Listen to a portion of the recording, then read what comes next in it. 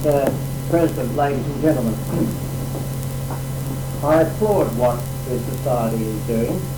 I've always had a great fascination for history, and that's the only reason that I accepted the invitation to speak. I don't accept speaking invitations anywhere now. But I do have, I repeat, a great fascination for history. Before I retired from Parliament, I put about 2 million words on tape for the Oral History Division of the National Library. I was the first one in Australia to make a contribution to the Oral History Division of the National Library, which took up the idea from Washington, and it has since been followed by almost every country in the world. Since leaving the Parliament, and this is one of the reasons why I don't accept invitations to speak, I have continued to record the work and the words of great Australians for the Oral History Division of the National Library. It's a labour of love and an expensive one for me, because I pay my own expenses, my own hotel accommodation and so forth. I've recorded 40 hours with Sir James Plimsoll since he became Governor of Tasmania, 40 hours with Dame Nancy Butfield, and they were 40 of the most hilarious hours that I have recorded. 17 hours with Peter Lawler just before he left to take up his position as Australian Ambassador to Ireland. 45 hours with Sir John Gorton, and they were and are very, very fascinating tapes. 78 hours with Senator O'Byrne after he retired, who was, as you would all know, President of the Senate for a long time. 70 hours with Sir Garfield Barwick. In the end, I had jobs to start him, but in the end found it harder still to stop him. And when those tapes are heard from the year 2008, many of the history books about, particularly in relation to what happened on November the 11th, 1975, will have to be rewritten. And on the 1st of April, which happens to be his birthday, I will begin the recording of Sir Paul Hasluck in Perth. And as well as this, I am keeping up to date my diaries, which I wrote every day of my industrial and political life. I'm glad I did, because it has brought back to me events and pleasures and the pains that seem to haunt me throughout my political life. I am indexing them now. I've stopped writing diaries, but I intend to index and bind those that have already been written. As well as which, I'm writing books on the history of the Labour movement and of the Labour government and of the federal parliamentary Labour Party, which are so true that they can't be seen for 25 years, because true, there's no defence against libel. So that's how I fill in my time. I've decided to change the title of my address tonight, and the title is Labour Splits, Factionalism and the Card Vote. I changed the title because I thought that those three issues are now much more topical than to have a blanket coverage or attempt to have a blanket coverage of what has happened in South Australia to the Australian Labour Party since it was formed in 1891. I hadn't intended to prepare an address, until Tuesday morning of this week, when I decided that since some of the things I wish to say are things that I wanted recorded for distribution to members of the Labor Party before they meet next month to decide the future of the card vote and the system of Labor Party pre-selection, that a better course than talking off the cuff, and I am able to talk off the cuff, I don't have to read speeches, would be to prepare the speech and to have it radioed. I haven't a radio machine, so somebody here might help, on the subjects mentioned in the topic of my speech. The unions which established the Australian Labor Party in 1891 made the tragic mistake of not devising some means of controlling their creation. All they thought that was necessary was to create a party, and that the party could be relied upon to do what its founders expected it to do. They didn't understand that by vesting the right of pre-selection in the party's sub-branches, that they were surrendering the power of controlling politicians to bodies that could be cultivated and controlled by the politicians themselves. And right up until the conscription issue of 1916, the politicians were always able to manipulate their sub-branches and the organs of pre-selection. But conscription was just a little too much.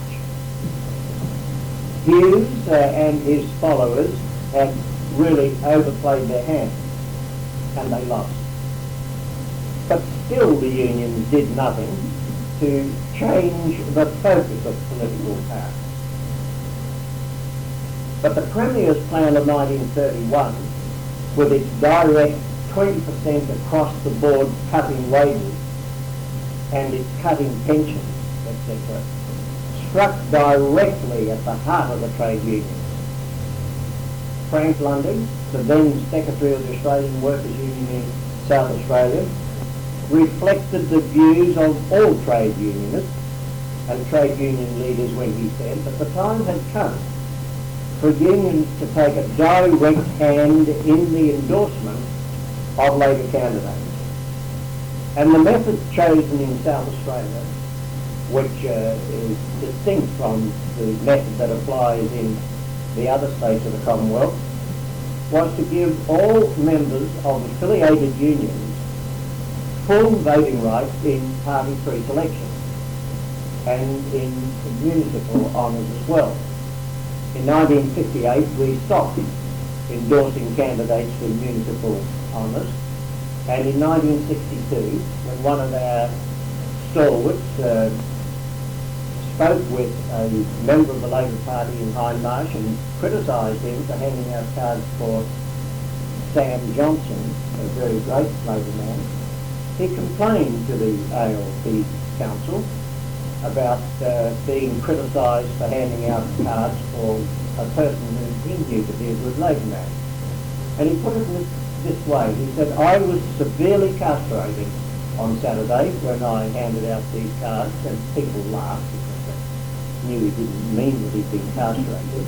He said, but you can laugh, and I can tell you so, I repeat, it's still a sore point with me. So, ever since then, we have never taken part in municipal elections. The method used, that Lundy's suggestion was, that affiliated unions would supply their membership rolls to the party office, and ballot papers equal to the number of the union's members living in each particular electorate would then be sent to the Secretary of the Union, who could either forward those ballot papers out to his members who were entitled to vote in that particular pre-selection, or if he considered the expense too great, he could fill out the ballot papers himself.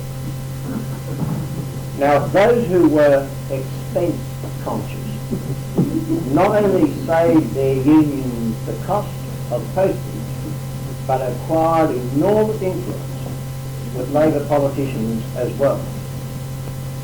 But then Alf Angel, later to become the Secretary of the Trades and Labour Council, but at that time the Secretary of what is now known as the Transport Workers Union, did the job just a little too well, because his candidate, Albert V. Thompson, was able to record 100% support from the members of the Transport Workers Union living in Port Adelaide.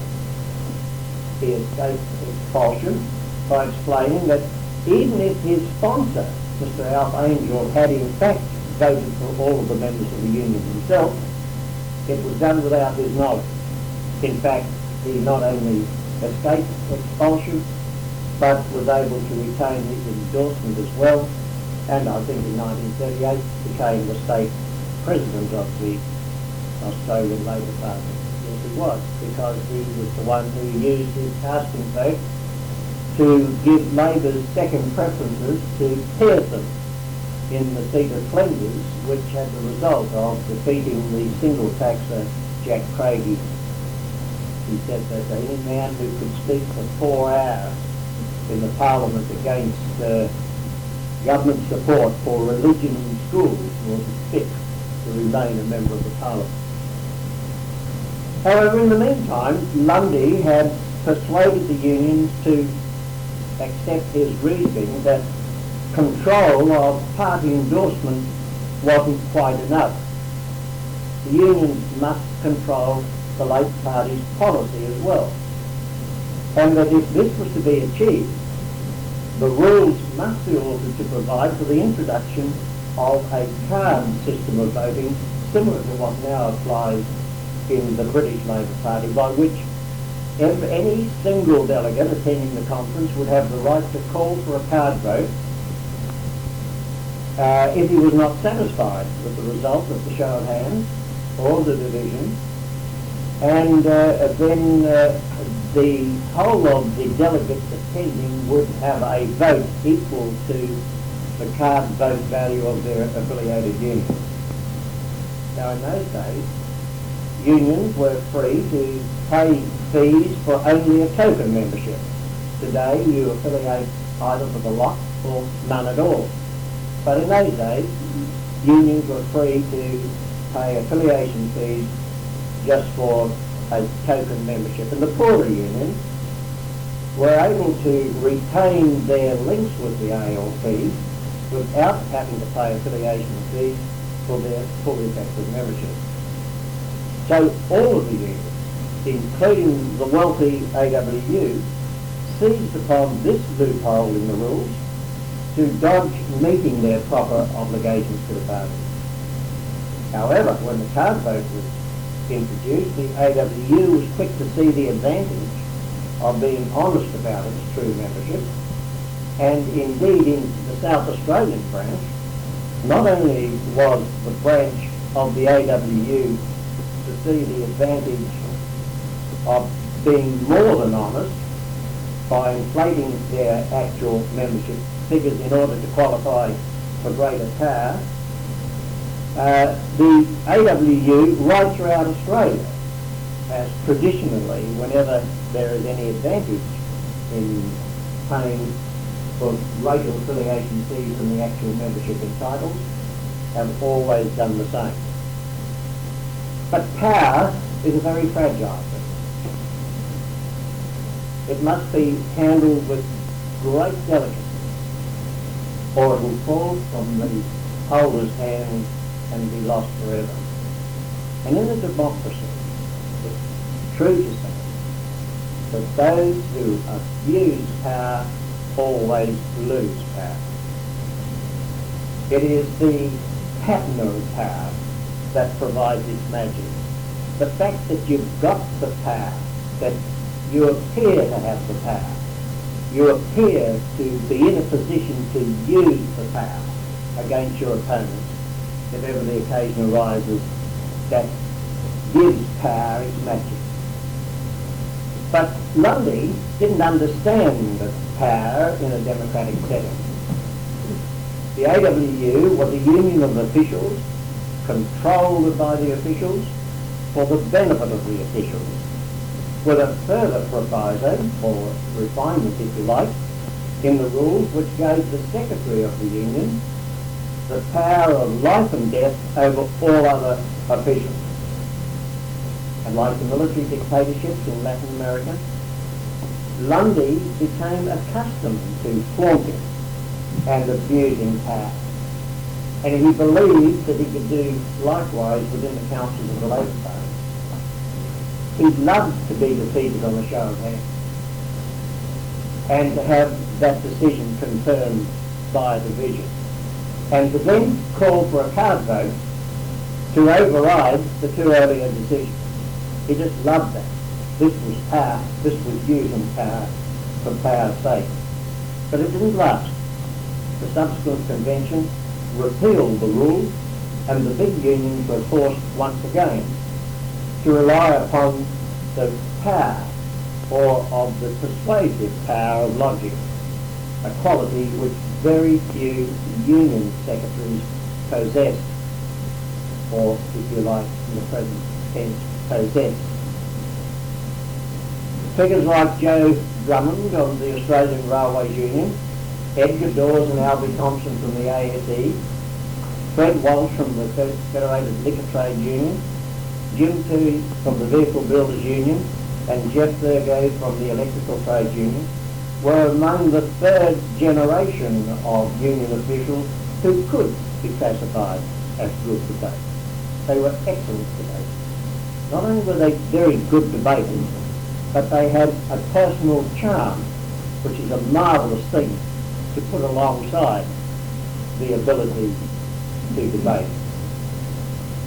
They succeeded men like Fred Wallace of the Typographical Society, Bob Richards of the Federated Mining Employees Union in Winton, Andy Lacey, who used to be an organiser of the AWU, Frank Nice of the Australian Government Workers Association, and Mick Murphy of the AWU.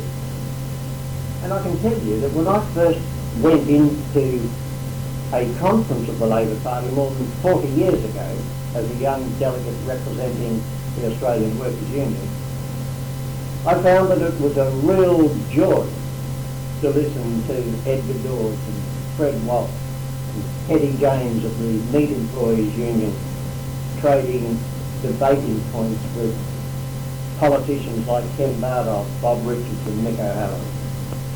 It really was a joy because it was debating at the very highest level. It was really something marvellous and something which one doesn't see nowadays. The previous generation of politicians were even stronger in debate than the ones I've just mentioned. Men like Bill Denny, Senator Jack Taylor, Jack Gunn, who was Premier for some years, and Bert Hawke, who later became Premier in Western Australia, and Les Hunkin, who died only recently and was a member, was the Public Service Commissioner here, and was a Labour member for East Torrens, I think it was, before that. They had no trouble at all in handling their trade union opponents in debate.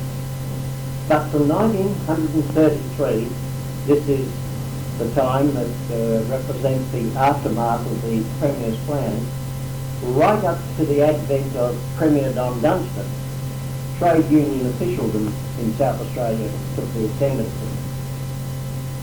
I think that at the moment it's fair enough to say it's a line ball. John Bannon and Chris Sumner and Mick Young, Peter Duncan and Senator Nick Bolkus are of course the star performers among the politicians, and Mick Tumpers, Ralph Clark and Trevor Crothers number among the trade union stars. I've selected the last three names because they represent three of the factions, and this talk is about factions. Mick Tumpers, Secretary of the AMWSU, is seen to be the leader of the left within the trade union movement. Ralph Clark of the Federated Parks Union is seen to be the leader floor leader at any rate for the trade union movement of the centre left, and Trevor Crothers represents well, I don't know what, and it's neither centre left nor left, I can assure you of that. But generally speaking, the standard of debate is not as high now as it was 40 years ago. And that is true also of the debating skills of the National Parliament. The reason the debating ability of trade union leaders is not as good now as it used to be stems partly from the fact that in the days of Theodore and Chipley and Fallon and some of those legendary figures of the trade union movement of 40 or 50 years ago, there was no chance for a Chipley or a Theodore or a Curtin or a Fallon ever to go to the university. Their parents were too poor, so they followed in the footsteps of their fathers. If the father was a shearer, the son would become a shearer. A miner would have a son who would follow him into the mines, and an engine driver would find his son would become an engine driver. But it's no test of intelligence to produce a diploma or a degree and say, look, I'm clever, I've got a master's degree or a PhD. The real test of intelligence is whether one is capable of thinking for oneself, and instead of parrot-like repeating some of the great thinkers of yesteryear. I know a Prime Minister, I won't name him, who was very good at remembering what other people said down through the years, but he was never capable of thinking out anything for himself. He was good looking, he was tall, he was arrogant, but he wasn't what I call a really clever, intelligent person. He had a good memory. He could remember what some obscure Greek philosopher said 3,000 years ago, and this sounds terribly impressive to those of us who didn't have that capacity to repeat what other great people had thought. But today you see a Chipley or a Curtin or a Theodore would, if he was a young man today, he wouldn't be driving engines or mining. He would have the opportunity that every other brilliant young man has of going to the university and becoming a doctor or a, let's say, lawyer, dentist. I try to keep it at a high level. And would therefore not perhaps gravitate to the trade union movement as people like them would have done 50 years ago. And that's why the level of debate and the level of leadership in the trade union movement today is not as good as it was when the great leaders of yesteryears were denied the opportunity of getting out of the manual work which their fathers did. And the same can be said of the Parliament itself. I speak only of the National Parliament. When I first became a member of the National Parliament, it was a breach of standing orders for anybody to read a speech. One had to debate, had to really debate. One had to listen to the previous speaker and then get up and answer the previous speaker. But today, the research officers write the speeches for the members and hand them to them just a few minutes before they rise to deliver the speech, and they make no reference at all to the previous speaker. The previous speaker might have been talking about the wool levy, and the one who follows will go on talking about the breeding habits of red ants or something, and this without any recourse or recollection of what the previous speakers had said. Now, in my day, men like Eddie Ward and Rosebeer and Menzies and Chipley and Percy Spender and Tommy White, Harrison, one could go on and on, could get up at a minute's notice and give a brilliant speech in answer to those who had gone before them. But that's not the case today. Mick Young can do it, Paul Keating can do it, I think Howard can do it, and Peacock seems to be able to talk underwater. So outside of those, there aren't many who can do it nowadays. But Frank Lundy, if I can revert to Lundy again, he lived through two crises in the Labour Party, and he played a terribly important role in both the conscription split of 1916 and the split that followed the Premier's Plan of 1931. I would say that his influence on the conscription issue was quite decisive. His influence in relation to the Premier's Plan wasn't quite so decisive because he was getting older.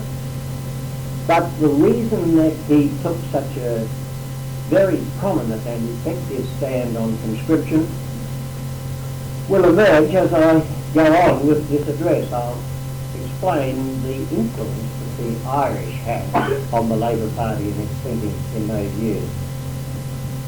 But Lundy passed away before the split that followed the McCarthyism of 1954-55 came about. And I want to touch on each of those events to show why they occurred and how they affected the character of the Australian Labour Party in South Australia. The splits that followed the Hughes conscription referendum and the Premier's Plan were primarily examples of politically naive Labour rulers being manipulated by their public service twiddlers, aided and abetted by the press. The public service have always been the real rulers of Australia. The permanent politicians have always been more important than the temporary one. I know there should be public servants present because at an intelligence gathering like this it would be amazing if public servants weren't present, but let me tell you what I think about your strike. If I were in control of the labour laws of this country, I'd amend the Public Service Act immediately to provide that all of you who go on strike will automatically lose your permanency the moment you go on strike or the moment you cease to carry out your normal duties. And then you would find there wouldn't be strikes every moment of the day.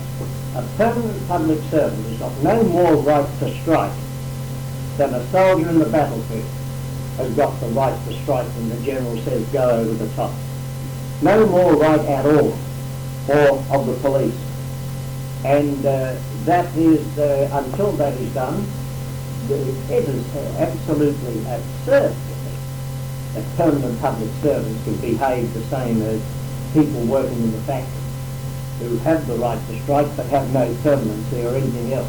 I see one man's written his teeth while I'm speaking, and later on I hope he asks me some questions about this because I'll have an opportunity of enlarging fully on what I think about public service. But Hughes knew nothing about military matters, and he'd been conned by the Defence Department into becoming involved in a European war 12,000 miles away, which offered absolutely no benefit to Australia whatsoever. And when the Australian public saw the war for what it was, a struggle between two industrial powers for the control of the world's markets following the Industrial Revolution, conscription was considered by Hughes's handlers as being a less cumbersome way of filling the gaps. But Hughes didn't really need a referendum to force our young men to man the trenches of Flanders and to fight in the Middle East. The defence powers of the Constitution enabled the National Parliament to pass whatever legislation was required to force young men to shoulder the gun and fight an enemy or people that they'd never heard of until then. But Hughes, the super egotist that he was, mesmerised himself into the belief that his powers of persuasion were such that he could carry the country with him in a referendum and thus avoid, as he thought, the inevitable split that would occur within the Labour Party and at the same time avoid the recrimination. his great mistake was to ignore the Irish component of the Labour Party. By and large, the Irish were, and if you can get them on their own and no one is listening, they'll, I think, still are, anti-British. The potato famines of 1846 and 1847 had driven their forebears from the land of their birth to countries like Australia and to America. They had been indoctrinated with a bitter hatred of absentee English landlords who had been responsible for an exodus that found more Irish, and the term of course includes Irish women. I don't believe in using this newfangled idea about, when you talk about a manhole, you've got to call it a person hole. Ridiculous. So I don't expect me at this stage of my life to change the way I speak. There were more people living outside of Ireland than in it. And indeed, there were more people living in Ireland at the time of the potato famine than there are now. They were fed daily doses of the details concerning the Battle of the Boyne Water, or the Battle of Boyne, and of Irish martyrdom against the avarice and the arrogance of their English masters. The legends were passed from one generation to the next, and good Irish parents today still remind their children, whether they are living in America or in Australia, still remind their children of those spellbinding speeches from the dock and silently pray for a reunited Ireland. I have the unique distinction of having persuaded Billy McMahon to allow some Irish supporters of the IRA to send money to Ireland to support the great struggle. I don't think McMahon knew much about the IRA at the time, but he eventually decided to show his strength by overruling the public servants on this issue. In that case, they were probably right and McMahon was wrong, but somebody told him that his name meant that he was an Irishman. Turns out, I think, that he's Scotch, but that's how he managed it. But they were able to tell their families of how the Roman Catholic Church had stood by their forefathers in their struggle against Oliver Cromwell's troops and against the English landlords who followed in their wake. You see, the church had not only given spiritual guidance and support to them throughout their years of humiliation and pain, but political leadership as well. They grew to love their church and to idolise its bishops. And it was against that background that Daniel Mannix launched his relentless campaign against Hughes's plan to conscript Australian Irishmen to travel to the other side of the globe to fight for a country that had inflicted so much misery on their beloved island. And it was because Irishmen were by instinct against the government and were by nature, and indeed are still by nature, political animals, that the vast majority of Irish migrants and convicts, we can perhaps add as well, gravitated to the Labour Party.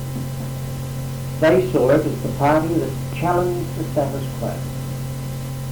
Mannix saw the Labour Party in that light too, at that time. He urged his flock to stay in the Labour Party and fight. They did, and they won. And at the same time changed the character of the party from being a jingoistic, flag-waving sycophants for Great Britain to the party that its founders intended it to be. And one would have expected that Labour's leaders might have learned something from their conscription experience. But no, they didn't. Because in 1931, the political dice men of the public service again conned the Labour politicians into doing the dirty work of their political opponents when they fell for the Premier's plan. This time, however, the Roman Catholics within the party were just as culpable as their Protestant colleagues. Jim Scullin was Canberra's mouthpiece for the Bank of England and his lackey in the Australian Treasury. And even our own Mick O'Halloran, who was then in the Senate, fell for the Premier's plan. So did Jack Daly. Labor's numbers in the South Australian House of Assembly were reduced from its 1930 total of 30 members to a mere 6, of which only 2 were elected from the whole of the metropolitan area. Of the 6, only Labour, who had been elected to one of the Port Pirie seats, could be described as a good debater, and he sided with the unions in their decision to never again allow Labour parliamentarians the free hand they previously enjoyed in deciding matters of policy or even political tactics. The Labour caucus, previously treated as being outside the direct control of the party's monthly council meetings or of its executive, and whose meetings were looked upon as quite sacred to only those who belonged to this body, was directed by the conference of the party to supply to the executive of the party a copy of the minutes of all of their caucus meetings. And when I first became president of the party in 1946, it gave me great pleasure to insist upon those caucus meetings being tabled for the perusal of the executive. We went through them with a fine-tooth comb to find out who had said what, who had voted for which resolution, because we wanted to know that so that when the next pre-selections came around, we'd know whether they were worthy of our support or not. In the same year, 1946, I succeeded in persuading the convention to reintroduce the card vote. At the same time, making it a condition that it couldn't be used at meetings of the monthly council, and that at annual conventions it could not be called for after a show of hands or a division had been taken, and that the call had to come from delegates from at least 5 affiliated organisations. People who didn't come tonight might ask, what is there to be learned from history? Why are historians so fascinated with history? And I can say that as a historian, it was my knowledge of the history of the card vote when it operated in the early 30s that told me that if it was to survive its secondary introduction, it would have to avoid the pitfalls which my knowledge of the history of the card vote told me had been the cause of its downfall before. The card vote was always called for after 1946. Whenever any attempt was made to abolish it, but it was rarely used to determine any other rule changes or even matters of policy. It was only on very rare occasions that delegates would call for the card vote, other than for the election of candidates to represent the party at election time. And then it was always used for the endorsement of Labor candidates for parliamentary honours and for the election of delegates to the Federal Conference and to the Federal Executive and to bodies like the Herald Board. That's the Workers' Weekly Herald Board. In this way, the unions were able to use the card vote to imperil the endorsement of any politician who breaches party policy or who fails to properly reflect the views of those in control of the decision-making process. Not very many politicians have dared to test the water. And those who did were either expelled or refused endorsement. Cyril Chambers broke a cardinal rule of the South Australian branch of the Labor Party by attack which is against any public attack on any other member of the party when he publicly attacked Dr. Evatt. Bill Quirk was expelled for publicly attacking the party's socialist objectives.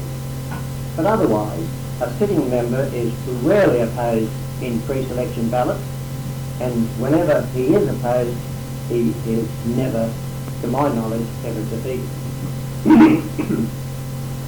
Don Dunstan is the only parliamentarian to act in defiance of party policy and survive.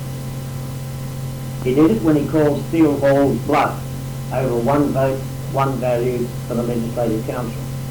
And only then, after getting the nod from those who held the power to discipline, he was on the phone, furiously ringing those of us that he thought counted to see whether we were prepared to join him in breaking the rules or in defying policy.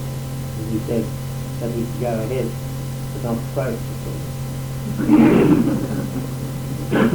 Federal leaders have often bent or preempted party policy. Bob Hawke spends as much time bending the policy as he does in standing up to it. Bob, another leader, was smarter than that. He used to preempt policy. He used to say, I am very much in favour of state aid to Catholic schools. And then when the conference is held, he'd say, I'll have to resign if you don't support state aid to Catholic schools because I've publicly committed myself to it. It'd be too humiliating now for me to have to do this kind of thing. I used to say, well, I wish you would resign, but there were others who said, you are so marvellous, which you didn't seem to believe. That we can't win without you, and we would allow him to preempt policy. The card vote has been in operation in this state for 38 years, and apart from the recent aberration, and I hope that that's what it is, has been exercised responsibly and to the very great benefit of the party. Public support in federal and state elections has been consistently better in South Australia than in any of the other states of the Commonwealth. Our branch and the Western Australian branch are the only branches to escape federal intervention.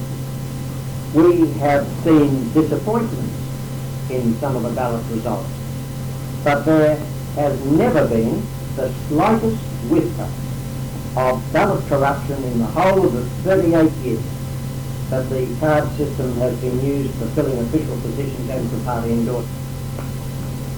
The system, it can be truly said, has stood the test of time and has served our branch too well to justify its replacement, except for the weightiest of reasons.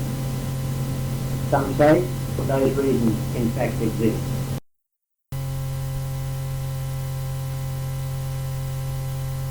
Day, I was always a member of the Troika, which settled the ticket for convention ballots.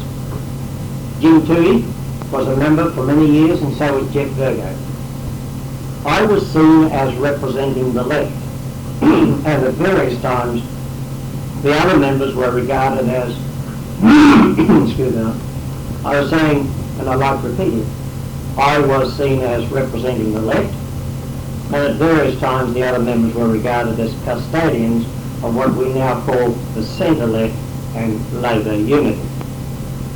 But at no time did any of us see ourselves as holding a brief to back our respective interests, regardless of better qualities, of better legitimate, of better political factors. We genuinely tried to make an objective assessment of the floor strength of each group and apportion power accordingly. I vetoed my own brother, Larry Cameron's nomination for the state seat of Gawler, because I considered that Jack Clark was a better candidate. I, a non-believer, perhaps that's why my throat's gone, insisted on support for Catholic Joe Sexton as the candidate to succeed the other Catholic, Cyril Chambers, whose eligibility to nominate had been taken away from him. I sponsored the then unknown Arnold Drury because I knew how hard he had worked to support Labor's opposition to the Communist Party dissolution referendum. And although he has never conceded the fact, it was on my insistence that the left-winger Jim Kavanagh was endorsed for the Senate selection in 1962, and Jim Toohey and Jeff Burgo can testify to the truth of what I've just said. Some of those supported by the Troika could have won without our endorsement, but no one could have survived our active opposition. We made some mistakes, but not many. The most notable being our decisions not to support Mick Young for Grey in 1963 and John Bannon for the Senate pre-selection at the 1969 convention.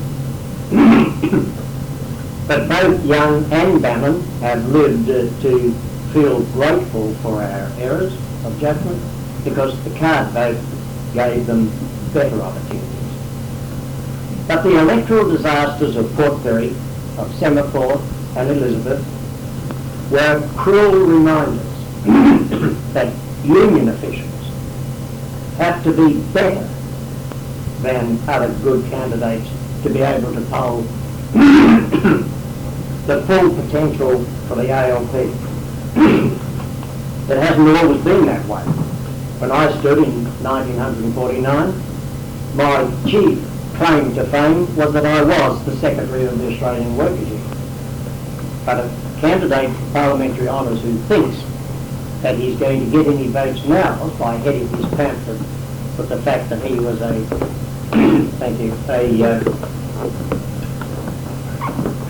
that's my wife who's lived with me long enough to know that water is no cure for my problem.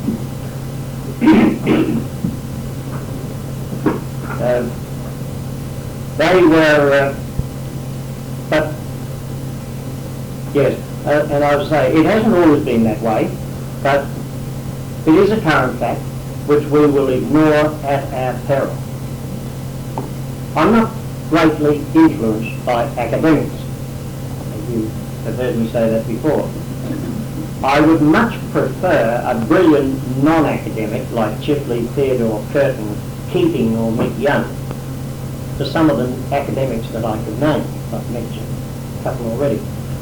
The vast majority of voters expect their parliamentary representative to be a cut above themselves, both in education and in appearance. Some of our ministers, I'm sorry to say, even seem to see some merit in dressing as scruffily as possible when they don't need shaggy dress to look like brumbies. Before leaving the card vote, I have just one final word on that subject. That is to say that if a final attempt to recapture the tolerance of the past proves to be unattainable, then the branch ought to opt for a collegiate system of voting under which the sub-branches and or the federal electorate councils and or the state assemblies should have the right to elect, say, 25 delegates, and the annual convention per meeting of the card vote have the right to elect 75 delegates under a system of proportional representation. Those elected by convention, that is the 75, would have the right to take part in the ballots for every pre-selection, and the sub-branch, those 25 representing the sub-branches, will have the right only to take part in the election of the representatives for their particular districts. I suppose the 75 who were elected by the convention would be the only ones who could. I can't think of any mechanism by which one could extend the right to vote for the Senate or for the Legislative Council beyond the 75 elected by the convention. But to me, even that alternative shouldn't be entertained unless it becomes clear, quite clear, that the present system has indeed degenerated to the point where second-rate accomplices and sycophants of the power brokers will continue to receive preferment over better qualified and more attractive candidates. That's a pretty serious prerequisite to satisfy. But if it can be established, the only solution then is change. I turn now to the last of the three splits referred to at the beginning of my address, namely the McCarthyist split of 1974-75. The genesis of that event dates from the year 1937, when supporters of the Campaign Society via Mr. B.A.M. Santa Maria persuaded Archbishop Daniel Mannix to propose to the Synod of the Catholic Bishops that it establish a branch of Catholic action in Australia. There was no branch of Catholic action until then. The Synod agreed, but left the running of the enterprise to Mannix, who in turn recommended the appointment of an academic named Frank K. Marr as director of its secretariat. But in 1945, Marr resigned, and Bartholomew Augustine Michael Santa Maria, whom you've probably heard of, was appointed in his place. Santa Maria is the most dynamic, committed and skillful politician this country has ever seen. I say that with full solemnity of the meaning of what I've just said. His persuasiveness before the audience, before a audience of conservative Catholics, is quite frightening. And I mean that too. It is quite frightening to see how he can influence committed Catholics. You either love him or you hate him with every fibre of your being. I know of only one person who stands midway between those extremes. And his name is Clyde Robert Cameron. I reject his philosophy outright, but I admire his intellect. I respect his dedication to a cause that he believes to be right. I've always respected a man who has the courage to stand by what he believes to be right. And that's why I bracket Santa Maria with Pat Clancy, the communist member of the BWIU, Larry Carmichael, the communist official of the ANWSU, Jim Healy, the former communist secretary of the Waterside Workers Federation, Malcolm Fraser, and hold it, Billy Wentworth. As men that I've always held in great respect. I've got a great respect for Fraser, an enormous respect for Billy Wentworth, a great respect for the three communists I've mentioned, and a great respect, I repeat, for Santa Maria. There are, of course, others too, but I mentioned the most diverse in order to emphasise the point I'm trying to make. The concept of the Catholic Social Studies movement, established in 1941, was the brainchild of Santa Maria. Although Marr was then the Federal Secretariat, the Secretary of the Secretariat, it was the drive of Santa Maria that led to the establishment of the Catholic Social Studies movement. It was a secret organisation known only to a tiny elite of Jesuit priests and Jesuitical laymen.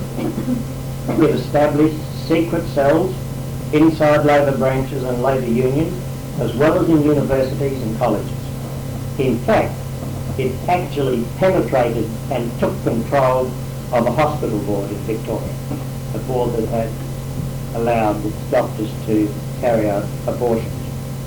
Its aim was to white ant its various targets of interest in order to convert them into becoming organs for the propagation of Catholic social doctrine as espoused by the journal Social Survey, which was the official journal of the Jesuits located in Belloc House in Melbourne. The views of Social Survey were always echoed by Santa Maria's own publication, News Weekly, if for no better reason than that Santa Maria was the author of the political views expressed by Social Survey.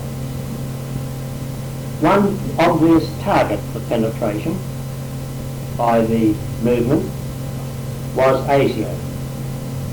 And on the 28th of January 1953, News Weekly was able to publicly disclose that the third secretary of the Soviet embassy, Vladimir or Volodya Petrov, was a possible defector. So we have a couple of ASIO agents present, and I'd like them to take out their pencils now and start making some notes, because what I'm about to say is terribly important to show you how to avoid the mistakes you've made in the past. If one can believe what Menzies told the Parliament, it was 1 year, 2 months and 2 weeks before ASIO told him what News Weekly knew in January of 1953. And I apologise to one of my very good friends in the audience for saying what I now feel compelled to say, but I believe that Menzies lied when he declared that he first learned of Petrov's defection on the 11th of April 1954. But that's not the point really that I want to make in this address. I throw it in order to upset people. Santa Maria followed the Communist Party's axiom that those who are not absolutely committed to the dogma of the Catholic social studies movement, or the movement as it was known, or the show as it was known to its disciples, must always be treated as being absolutely against God. He believed in God and in heaven and hellfire. I have that. I've never met him, but he told me on the telephone not long ago that he really does believe that he's going to heaven, or he's got a good chance of it. And he believed that communists, fellow travellers, socialists, left-wingers, radicals, militant trade union officials were committed to the destruction of the one and only true voice of God and of man's Redeemer. He was and is a no-nonsense man. He believes in fighting fire with fire. And if the end is good, the means of getting there can never be bad. The communists agree with that philosophy too. They are really rivals, not opponents. They both believe in the same methods of achieving their ends. By the year 1953, Santa Maria had such widespread support in the upper echelons of the ALP that his men could have controlled the federal conference of the Labour Party held that year in Adelaide.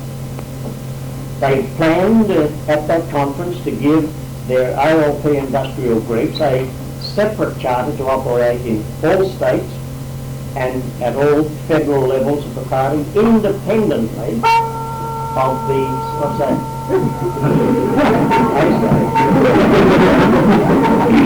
It's all right, ignore it.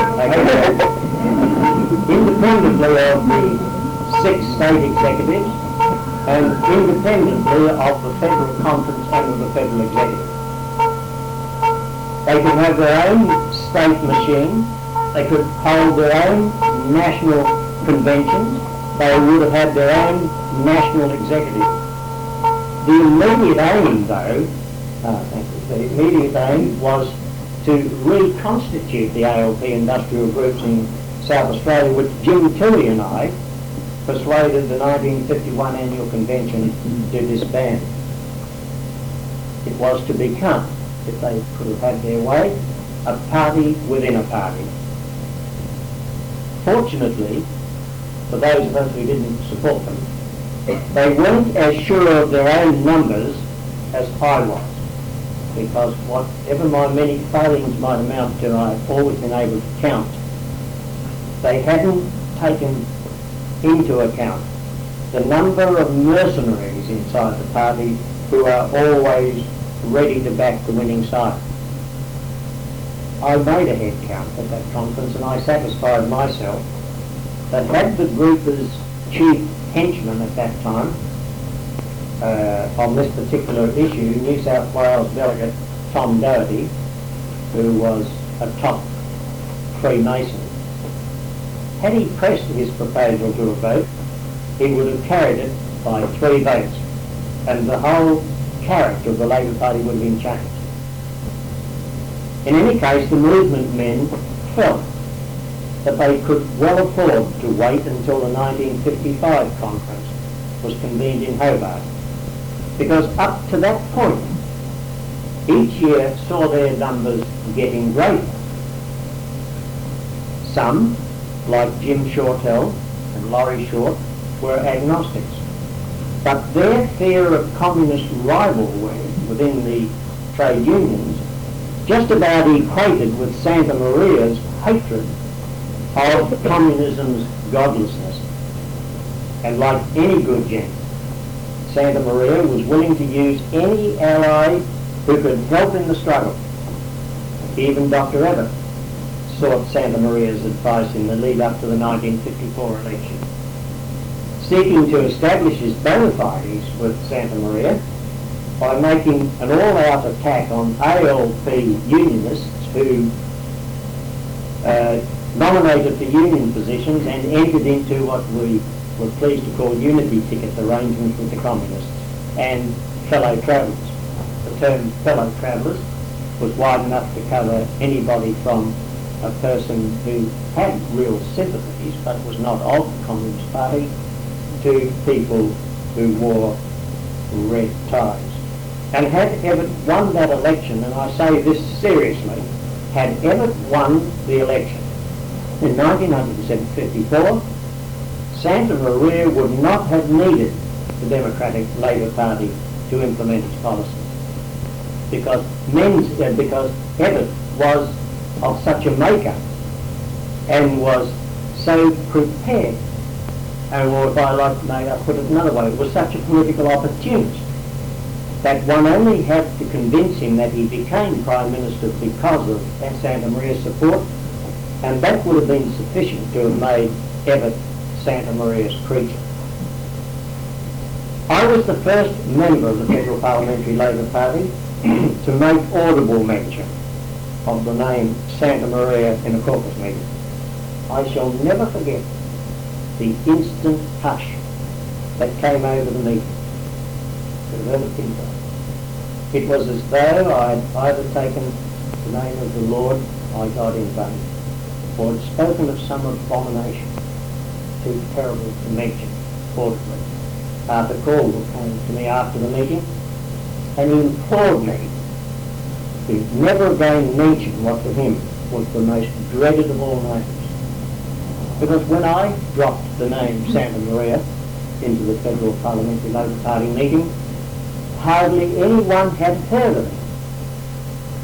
And Caldwell was amazed that I, a Protestant, or I used to be a Protestant, had known enough about the movement to be able to know who was its general. The movement's supporters in the South Australian branch of the Labor Party actually worked against the Labor Party's endorsed candidate in Boothby during the 1954 election. The dossier put out by ASIO talked about a Rex Matters being a dangerous communist. Now, whether they meant Dr. Rex Matters or Mr. Rex Matthews, who was the Labor candidate, didn't matter very much. Members of our party voted and worked actively against him. In fact, charges were laid by some of them, and Brian Nash, who is now, or until recently Hindmarsh, I think still is, the secretary of the Democratic Labour Party in this state, was one of those who was expelled for disloyalty over the 1954 election. But at that point, practically every member of the Catholic hierarchy in Australia was using the resources of his church to assist Santa Maria in his fight against the devil. News Weeklies being sold at the church doors. The Workers' Weekly was being, the Catholic Worker rather, was being banned. Even Cardinal Gilroy and Archbishop Matthew Beerwich were supporting the movement at that stage. Indeed, Archbishop Beerwich went so far as to tell me that he felt impelled to boycott all members of the Labour Party's state executive from being invited as guests to official functions of the Catholic Church. I was the first one to be affected by his decision when I was informed by Father Fleming of the Hindmarsh parish that if I attended the scheduled opening of a parish school to which I had already been invited, His Grace would feel compelled to publicly attack me for the part that I had played in the expulsion of Nash. But that there was nothing personal in the decision, because it was going to be applied to all members of the Labour Party's executive, including such devotees of the Catholic faith as Nick O'Halloran, the party's leader in the House of Assembly, Ken Dardoff, our leader in the Legislative Council, and the party's State Secretary, Joseph Clement Sexton.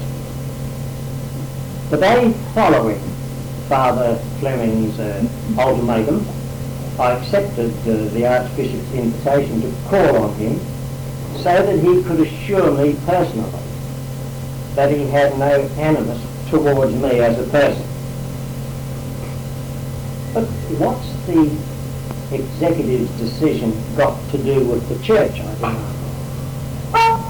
The Archbishop explained that he had Brian Nash to his residence for Picardy evenings. I think he said each Thursday. It doesn't matter what day it was or night. And it had been put to him at the last card evening that he couldn't very well appear on a public platform with me and remain silent on my role in Nash's expulsion. And he told me that Nash was a good layman. I said, he's not. He said, but I know that he is. And I said, I know that he's not. Because at the Supreme Court Hotel only last week, I challenged his bona fides, and I told him that I was certain that if he lived in Hindmarsh, he wouldn't vote for me. And he said, well, it would depend on who the Liberal candidate was. I said, well, supposing it's Leo Travers, who's the Liberal candidate. At that time, he was just getting the axe by the Freemasons in North Adelaide, and he served only one term. He was put onto the bench, kind of consolation prize. He said, well, I'd vote for Travers. I said, why? He said, because he's a better Christian than you. I said, look, this is not an election to the College of Cardinals. This is an election to Parliament of politicians. Well, why do you think he believes that you are a communist? You say he does. I said, because I support the recognition of Red China. He said, well, I don't support the recognition of China, but if I lived in your district, I would have no difficulty in deciding how I would vote.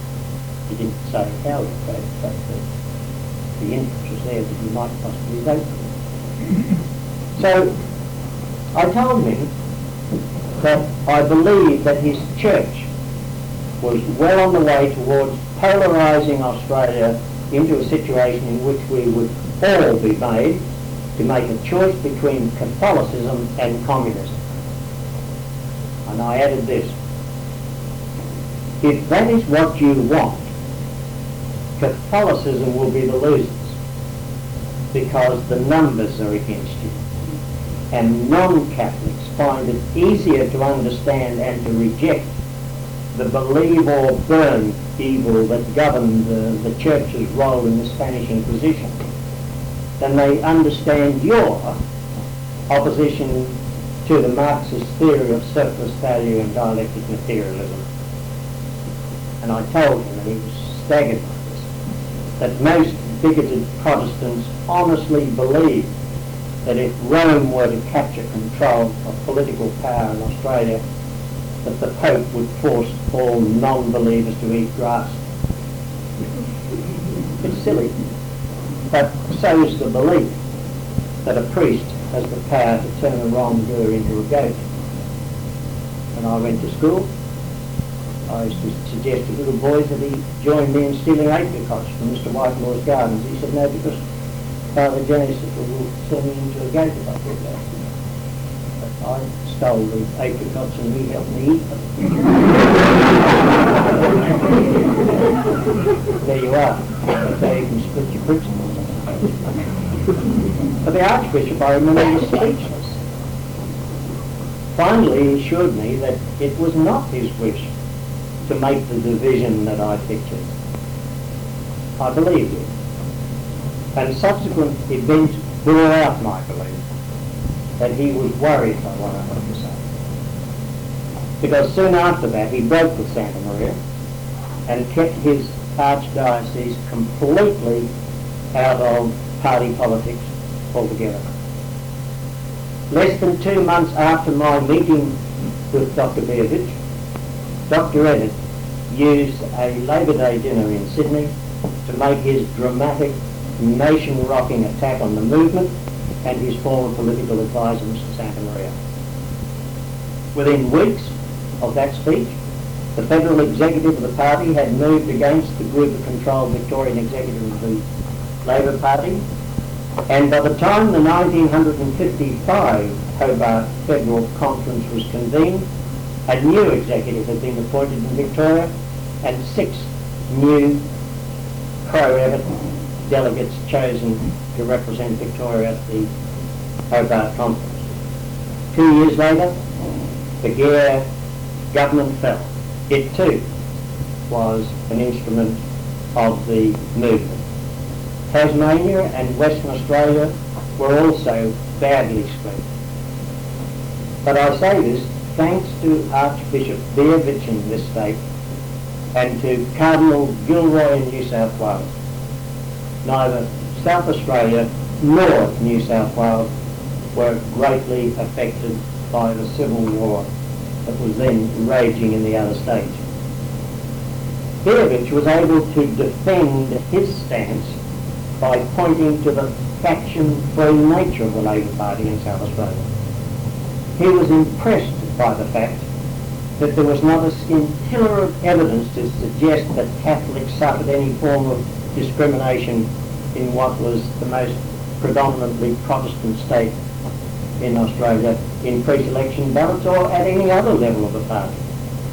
He conceded that the party's heavies did show a commitment to socialism, but in a speech to the Newman Institute he relied upon my 1948 success in having the party's federal executive reaffirm the 1921 Blackburn interpretation of the socialist objective to declare that there was nothing in Labor's socialism, he said, which conflicted with the teachings of the Church. These words are worth quoting. The Church asserts the freedom of Catholics to join or support any political party whose platform and activities did not conflict with her teachings. But the Church doesn't form or sponsor political parties, nor should political parties try to exploit the Church or claim her support. Thus in Australia, at present, Catholic citizens may vote for and support any of the existing parties excepting the Communist Party. And that was the end of the quote. Matthew Beovich was one of the greatest bishops this country has ever known. I spent considerable time with him just before he died. I visited him regularly We talked about old times, reminisced. He gave me material to read and material that I was able to include in my memoirs. He never wavered from the views expressed in his Newman address. In fact, in the subsequent Labor Day Mass, he was even more definitive, and he declared that Catholics had every right to support the Labor Party's objective of democratic socialism. But bishops like Mannix, Guilford Young, Dewey, Stewart, Henske, O'Collins, Doody, Fox, Brennan, Tynan and Gummer at various times didn't hesitate to allow their pulpits to be used to denigrate the ALP and or its leading members. Hardest to spell pulpits, P-U-L-P-O-T-S. He didn't do so, but Archbishop Beovich could have added that the situation that he was describing in South Australia was the direct outcome of how a handful of strong and sensible men had been able to use the card system of voting to give the party in this state a kind of leadership that made it the envy of every Labor man outside its borders. And in moving my motion for the introduction of the card vote in 1946, I conceded then that in careless hands the system was open to abuse. I warned the delegates that it was open to abuse. I warned them that we were taking a very dramatic step. But I told them that, sensibly applied, it could also bring enormous benefits to the party. Moreover, I warned them that if it was abused, it would suffer the same fate as it did in the hands of Frank Lundy and his cronies. Since this is an address to a historical society, I know I'll be forgiven for giving details of the moves to abolish the system after 1946. The material that I'm going to give, which isn't all that long, has never been collated before, but it's worth putting on the record. I can make the confession now that we would never have got the card vote adopted in 1946 but for the fact that I chose a Saturday afternoon when very few delegates were present, when those who were interested in supporting me had decided to stop away from football or races or whatever it was, and we pushed it through at a thinly attended meeting. But we got it through. In the 1947 convention, we found that there were scores, literally scores of items from all over South Australia, and from very small unions as well, asking for the repeal of the rule that introduced the card vote in the previous year. And as president of the party, as I was at that time, I thought it would be an excellent idea to wait until most of the sub-branch delegates were at the races, and having again warned union delegates to put politics above sport, the card vote was upheld at an afternoon session by 13,754 votes to 5,908. But that evening its opponents had the numbers to demand a recommittal, resulting in its retention by only 14,360 to 12,321 against the system. That was the closest the opponents of the system ever got to abolishing it, because as the years rolled by, the benefits flowing from its operation by the small but responsible group who then dominated the party became too obvious to ignore. At the 1948 convention, support for the card vote skyrocketed to 27,943 votes to only 8,206 against it. But with union representation cut to a maximum of 6 delegates, whereas previously they had large unions the right to send as many as 30, the majority of delegates were clearly still opposed to the system. In 1949, 53 delegates with a total of 30,135 votes supported the system, compared with 89 delegates who opposed it with a card vote of 14,245. The respective delegate strengths were closer in 1950, when 80 delegates with 36,430 votes favoured the system to the 88 delegates with 12,836 votes were in favour of its abolition. In 1951, a majority of conference delegates voted in favour of the retention of the system. The voting that year being 90 delegates with a total card vote of 39,391 in favour of its retention to only 53 delegates with 7,631 votes opposing. All subsequent moves to abolish the system have suffered similar fates. My warning of nearly 40 years ago still stands. But if the abuse of the system does lead to its abolition, trade union influence in this state will be reduced to its level in New South Wales, where a different system produces even worse results than the worst result so far seen under the current system. There is no reason at all why the party can't recapture the common sense of earlier years. The Toonies and the Virgos were unique in many ways, but so are men like Mick Young, John Bannon and Peter Duncan. They don't need a lot of help to be able to restore the party in this state to its former greatness, and I'm confident that that help will be forthcoming. Thank you very much. Ladies and gentlemen, Mr. Cameron's already indicated his willingness to ask questions. I'm sure some of you would like to take him up on his invitation. While you're thinking of questions, don't be afraid to ask. I promise to be civil.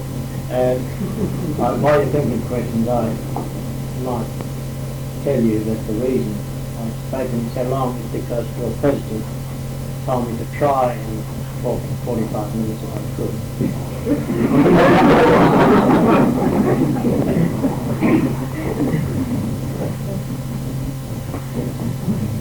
You said at one stage, those who abuse power lose power. That's a very good question. I wish you had asked it before I wrote the speech. I would have said, except in the case of me, those who abuse power lose it. Yes, you're right. No, I don't think poor old Bob will have to get a bit of a defence from me. I worked for him as press secretary back in 1951-54, and the private secretary for most of that time was Jeffrey Yean, who is now the head of the Prime Minister's Department, Sir Jeffrey Yean. I noted what you said the other day when the latest batch of petrol papers was released, and you said then you thought that Sir Robert did lie about the date on which he first heard the news about petrol. So happened that Jeff Yean was in Adelaide a few days after you said that, and I had dinner with him, and I said, "What's Clyde Cameron on about?"